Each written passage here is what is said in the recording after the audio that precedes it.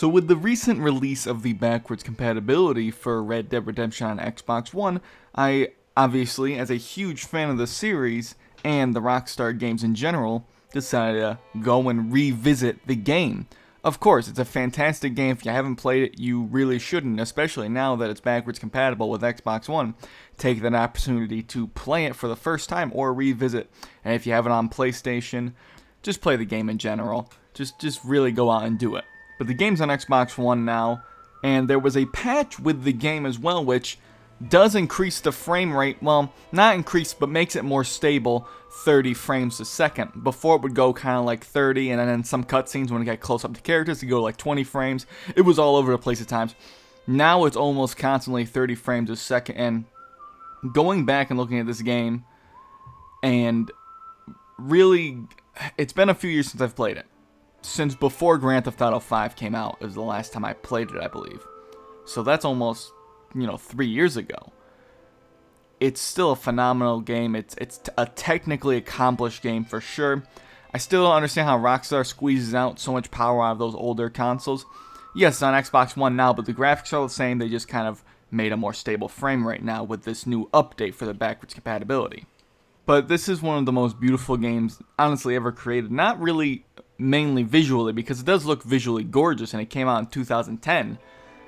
But it just, the music, the art direction, again, the music, if you've heard the damn music in the game, oh my god, it's one of the greatest soundtracks, and it's one of the top 10, top 5 soundtracks ever. For me, it's definitely one of my personal favorites. The story, going back and playing this game for probably like the 7th time around now, it really is something to behold. Everything holds up very well, although some of the gameplay is a little bit stilted in comparison to GTA 5. Movement's a little clunkier. Gunplay is a lot clunkier, not only because it is single-shot rifles, obviously, and pistols, but just the free aim and the lock-on targeting in general, whichever you prefer to use, just feels worse in this game. It definitely feels really not even last generation. It was very clunky when it came out. I'm not going to defend it.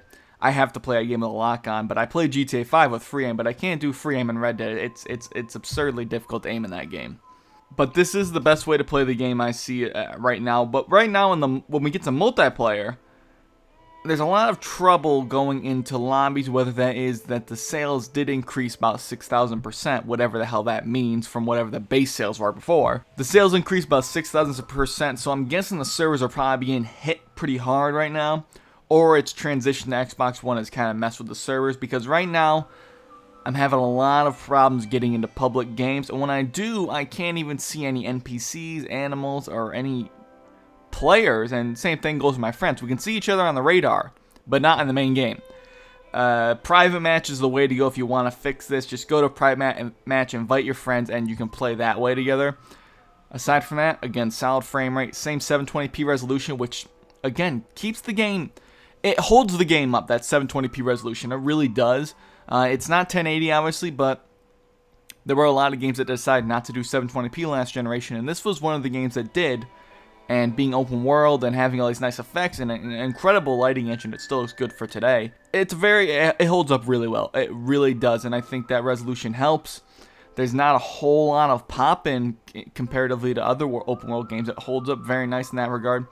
Undead Nightmare runs fine. All the DLCs are on Xbox One. Everything's great.